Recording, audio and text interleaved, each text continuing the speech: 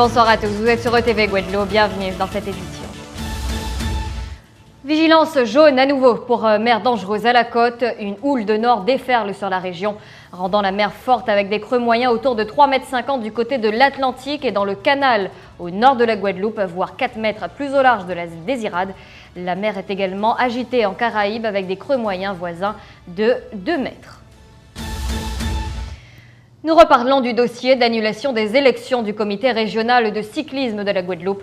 Aujourd'hui se tenait dans les locaux de TV l'audience de conciliation du comité national olympique français sous la présidence de la présidente de la cour d'appel de Rouen. Éric Cheba a reconnu ne pas avoir le diplôme fédéral mais qu'il détenait des équivalences. C'est en tout cas la position défendue par Philibert Moueza et son avocat, maître Harry Durimel. De son côté, la position de Clotaire Bouékas est de dénier toute valeur juridique à cette prétendue validation d'acquis. La FSC devra fournir des explications sur cette validation d'acquis, d'autant que le formateur du comité régional de Guadeloupe de l'époque sera également interrogé sur la réalité des modules suivis et des validations d'acquis. La présidente de la commission de conciliation rendra une proposition qui sera confidentielle dès lors qu'elle aura tous les éléments de la FFC et du comité régional de Guadeloupe de l'époque. L'actualité nationale avec l'affaire de la famille Troidec. Des fragments de corps humains et des bijoux appartenant aux membres de la famille Troidec ont été découverts ce mercredi lors de fouilles au domicile de leur assassin présumé à Pont-de-Buis-Lès-Quimer dans le Finistère. C'est ce qu'a annoncé le procureur de Nantes. Le suspect Hubert Kaoulsin était présent lorsque ces fouilles ont été effectuées. Il présentait une attitude de coopération avec les enquêteurs de la police judiciaire, a affirmé le procureur Pierre Sénez dans un message électronique.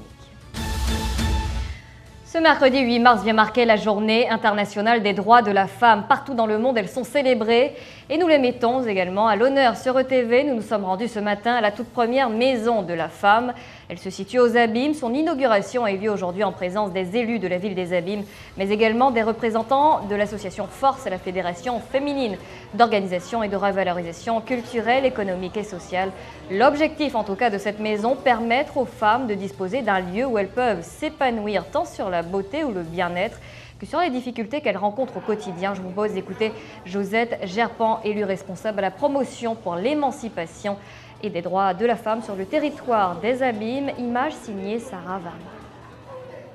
Il faut qu'on reconnaisse la valeur d'une femme et qu'à valeur égale, tâche égale, salaire égal. Et dans cette maison, on ne parlera pas de ça, mais on va faire la femme prendre conscience que tu es belle. Elle pourra venir faire de l'esthétique, elle pourra venir savoir comment se maquiller, elle pourra savoir venir faire comment faire un peu de cuisine. Elle aura cette liberté, cette maison sera ouverte à toutes celles qui voudront venir. Elles aussi sont des femmes. Leur engagement, le goût pour l'aventure à travers des challenges sportifs et humanitaires. C'est la toute première fois qu'une équipe féminine guadeloupéenne partira au trophée Rose des Andes, une compétition sportive exclusivement réservée aux femmes. Il s'agit d'un rallye. Cette année, la compétition se déroulera en Argentine. Nous avons rencontré Karine et Aurélia, le binôme qui participera à cette compétition. Elles représentent la team Guadeloupe Aventure. Nous les avons rencontrés. Notez qu'il s'agit d'un rallye solidaire. Les fonds récoltés à travers l'association du binôme seront reversés à la fondation d'équithérapie à Salta, Equinoterapia del Azul. C'est le nom de la fondation, une fondation qui utilise le cheval comme moyen thérapeutique auprès des enfants handicapés. Quelles ont été leurs motivations pour se lancer dans cette aventure? Je vous propose de les écouter au micro de TV. Il faut avoir envie de se lancer. Après, frondeuse, aventurière, peut-être qu'on l'est tout un peu quelque part en nous et il faut juste aller le chercher. Voilà. Parlez-nous de la préparation, puisque c'est une compétition qui nécessite une préparation en amont.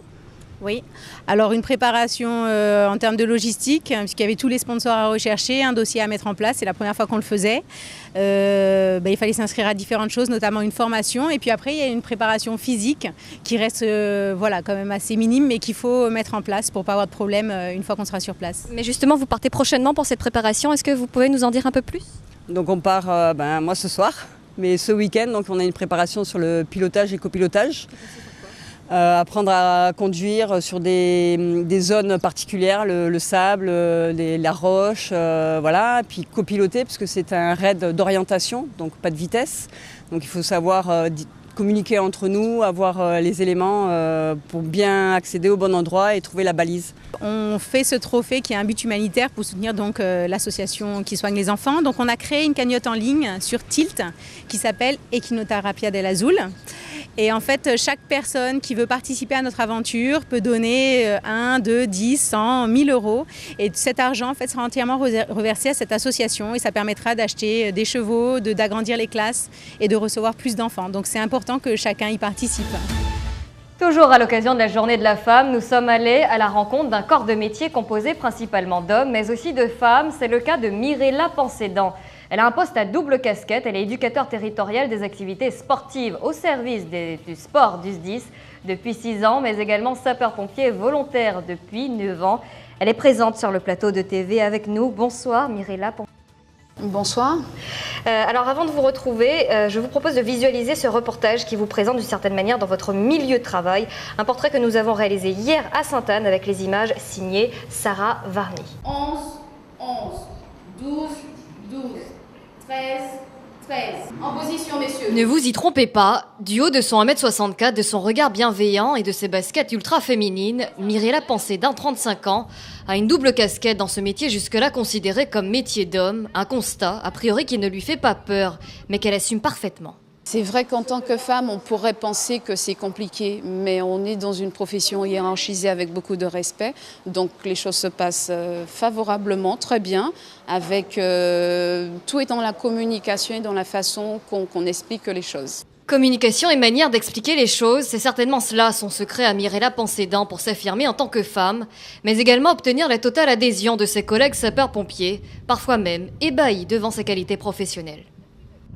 Je ne vois pas de différence entre femmes et hommes. Pour moi, c'est la même chose. Il suffit d'avoir du respect pour tout le monde, ce que j'ai, même pour les enfants également, j'ai du respect.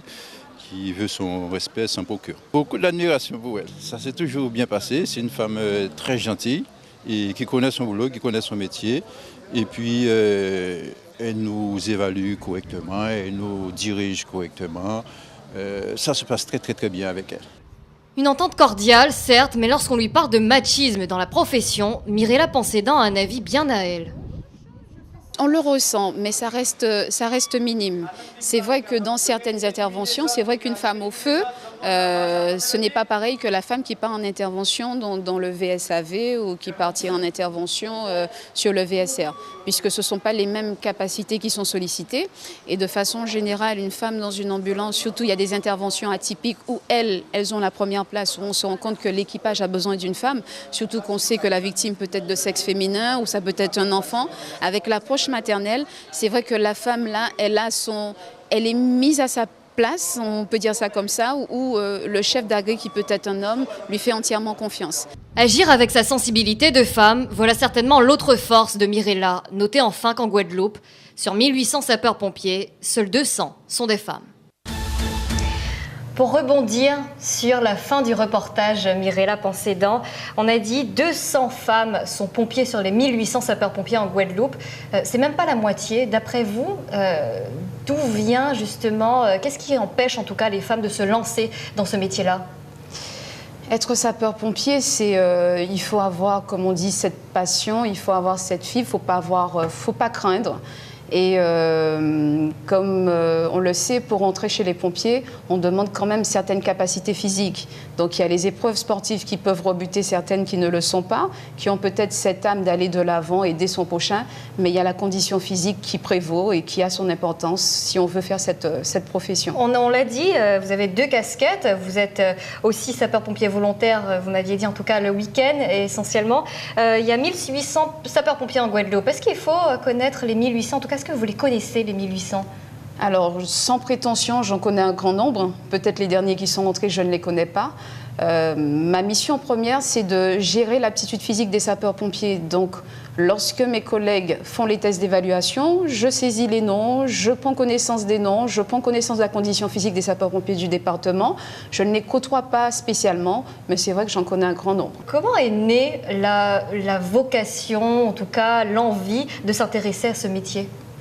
Elle est arrivée tardivement, c'est vrai, arrivée chez les pompiers, je n'ai jamais eu l'idée je n'aurais jamais pensé que je me serais retrouvée aujourd'hui chez les sapeurs-pompiers.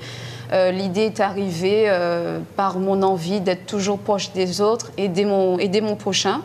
Et voilà, j'ai postulé pour être pompier volontaire et voilà, j'ai fait mon petit bonhomme de chemin en étant pompier volontaire et maintenant chef adjoint du service des sports chez les sapeurs-pompiers. Vous êtes également maman d'un petit garçon de 2 ans et demi. Comment on arrive à concilier cette vie de famille et cette vie professionnelle très rythmée, en tout cas très dynamique?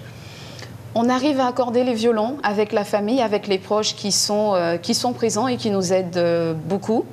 Et surtout, quand on a un enfant, il faut le préparer. Il faut lui faire comprendre que maman reste présente. Elle a une activité à côté, mais rien n'empêche, maman sera toujours ta maman. Et donc, on arrive à s'organiser avec la famille qui nous soutient. Ce n'est pas quelque chose de difficile, justement? Est-ce que parfois, en tout cas, ça a été difficile? De façon générale, on arrive à s'adapter. Ce n'est pas simple.